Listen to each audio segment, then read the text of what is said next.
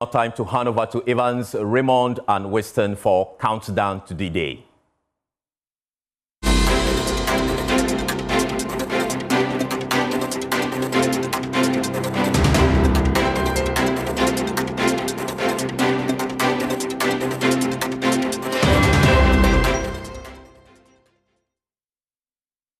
We focus on the Greater Accra region, a battleground bellwether region that may, for the very first time, prove a trend that is no longer a must win. And that is a fascinating outcome indeed. I want to go there right now, as you see Winston and Raymond are joining me. And I want to start with the presidential level in 2020 and the story that panned out in that particular region. And that is Greater Accra you have here. And this is the Greater Accra region. And I'm talking about presidential in terms of the outcome there. We know that in the presidential elections in 2020, the outcome there at the time was very favorable for the NDC. Indeed, the NDC came in winners in the region with a total of 19 of the constituencies available in the Greater Accra region. The MPP came in with a total of 15 of the constituencies. I'm talking about presidential. So this is John Mahama's performance in the region, and this is Nana Addo Dankwa Akufo-Addo's performance in the Greater Accra region. And then you come to parliamentary. They swept both. It was a clean sweep for the NDC when it comes to the Greater Accra region, and this is the parliamentary picture. In the parliamentary, a slight change there from what I just showed you, because in this, the MPP MPs did slightly better than John Dramani Mahama. And Winston, we've made the point that in the NDC, the MPs did better than JM. And this is a reflection in Greater Accra, because the MPs won 20 of the seats as opposed to the MPPs 14. Now, what you notice in this, Raymond, is that in both presidential and parliamentary, the NDC swept it. But the outcome eventually is that the NDC still lost the national elections. And this was the first time we're seeing that, where in Greater Accra, which had been bellwether, it predicts very accurately who wins the national elections. It didn't quite pan out. So the question to both of you, has Greater Accra lost its bellwether status?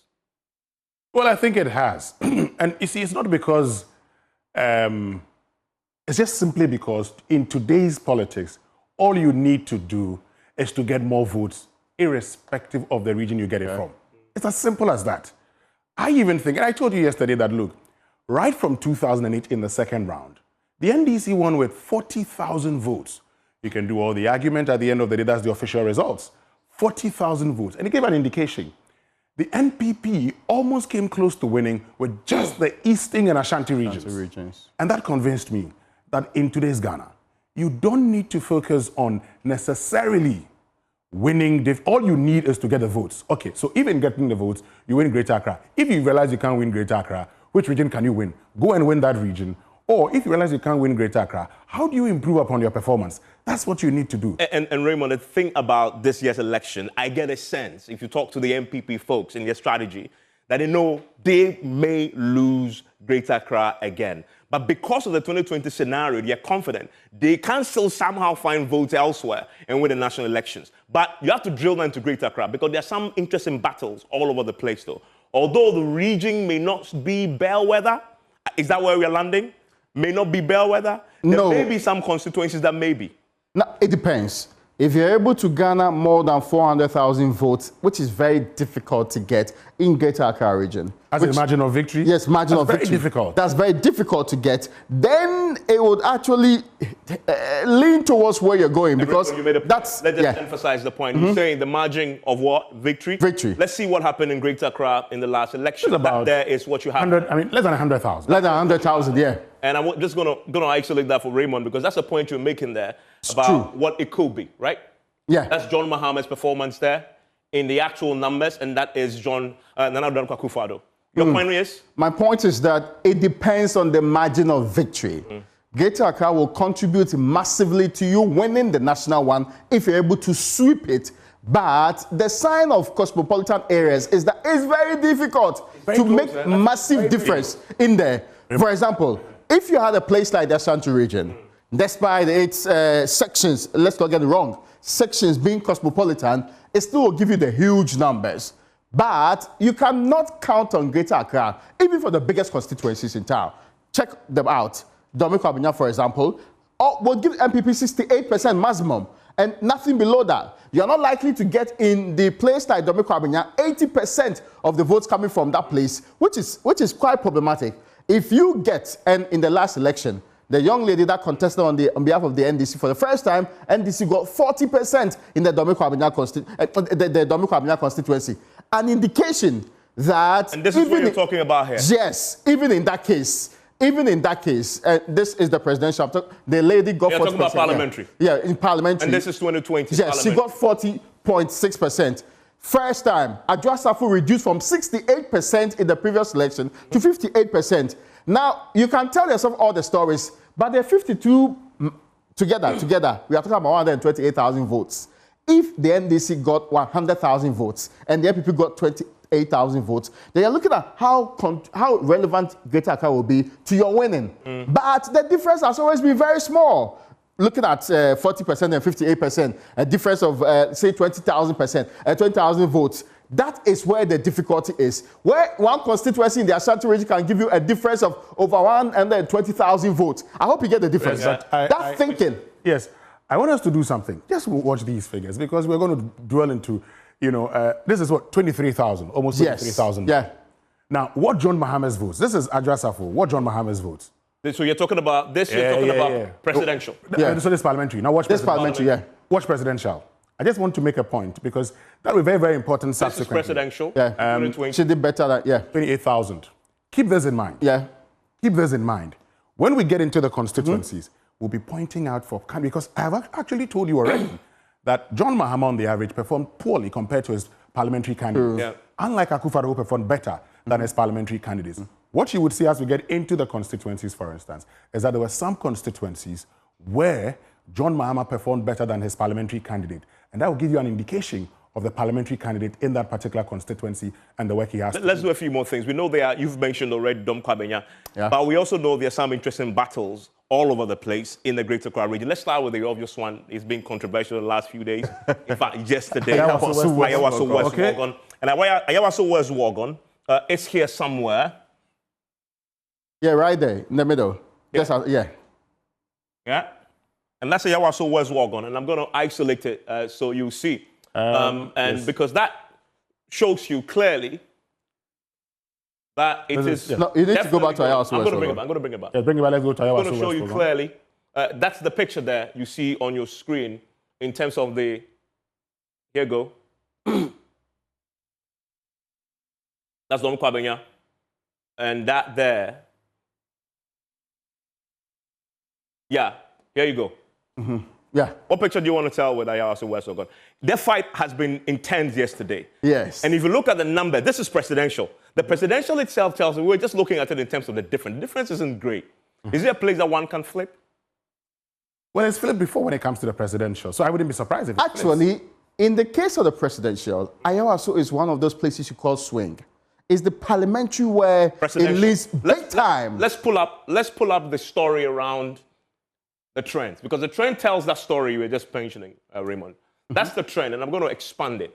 I want to hide the map and expand it. Because immediately you expand it, you begin to see that here, the story is actually a very interesting one. Because it's anybody's game. Yeah. Yeah.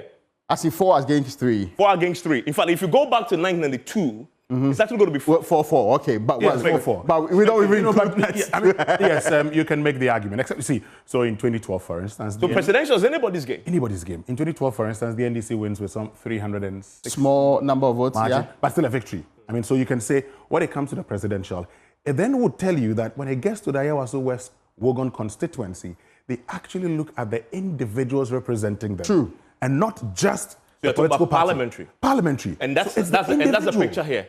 It's the individual. And MPP sweeps it, but even clean, because in 1996, subsequently in 2000, is it Rosemary Adefio or something? Yeah. Well, I mean, let me leave the name out, because by end of 2000, the court had ruled that she didn't win the election. So technically speaking, the NPPs was not won it all as well. It was George Amu's seat anyway. So the MPPs won it all as well. What is the point here? The point I'm trying to make is that, look, when it comes to Ayawaso West Wuogon, the people would look at who is representing which political party, who best suits the interest of this elite area in the Greater Accra region. And that's one of the things you would have to look at, for instance. And so, who in here, and if you like, you can bring the, parliamentary. Because you guys want to talk about the man who has stirred some controversy, wouldn't you?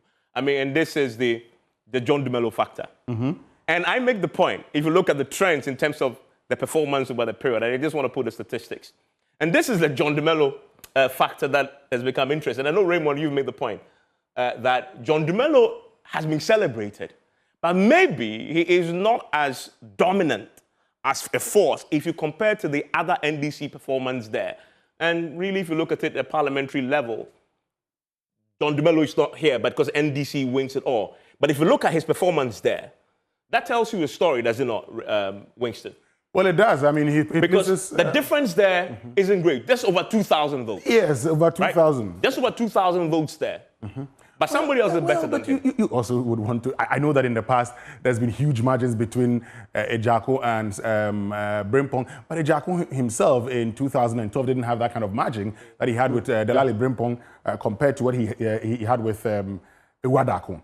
So it tells you also about the personalities involved.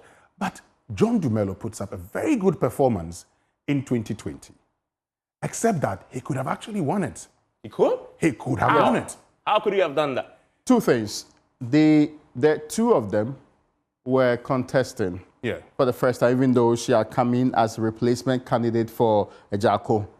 And you would agree that having her go through that election before, it only works one time. This claim that, oh, you lost the relation, that's why you're actually coming to contest. Now, Lydia is not the traditional Ayawaso West Wuogon candidate, and all Ayawaso West Wuogon MPP candidates.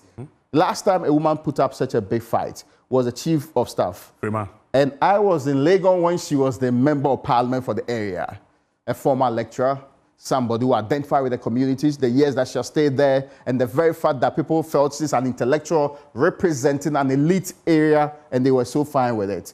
Lydia, despite being a business person and living in that community for a very long time, financing the MPP and all of that, did not have the same credentials like Freema, or was not seen to have the same intellectual prowess of Ejako. So there was a problem with the candidature of the MPP in the first place. This would have been a perfect time. And I'm saying to myself that if Ewadaku Kisle Ewadaku was contesting Lydia, I am so convinced that Ewadaku could have won the place. Maybe the trends might have changed, but Ewadaku presented a certain fantastic appeal. You guys are talking Ewadaku because he was in 2012. Yes, because and that's he the was Ewadaku picture. He was within that period. Yeah. When people talk about the closeness, yes, in terms of the gap, they did better than John Dumelo. In any case, I knew how people met Ewadaku. I said, this NDC candidate is brilliant. This NDC candidate also represented a grouping within the space. Yeah. He had lived there. We need to wrap up because that isn't the only but I need to make very briefly. Yes, because when you're very right. And that is why John Dumelo had the right opportunity to actually win this. Now, if you were faced with a Lydia Al-Hassan, but this is where the mistake stems from.